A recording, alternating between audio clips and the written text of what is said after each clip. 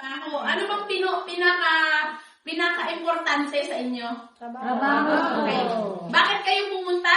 O, matanong ko sa inyo. Sino dito ang nagda-direct? Sino dito ang nagda-direct? Nanghahampak ng aplikante? Sino dito? Wala naman. Alam niya. For sure, may mga GC kayo, tama? Hindi maiwasan yung ganitong ganyan. May mga GC kayo, ina-add kayo sa mga GC bawat isa. Okay, tandaan ninyo ha. Ito lang masasabi ko sa inyo sa lahat ng mga gustong mag-direct dyan.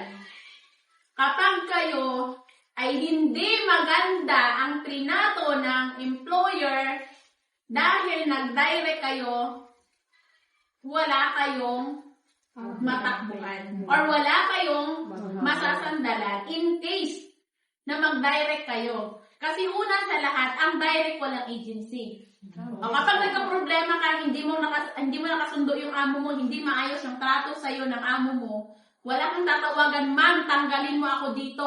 Ma'am, gusto kong bumalik dyan dahil ganito yung ginawa ng amo ko, ganito yung pinatrabaho sa akin. Okay.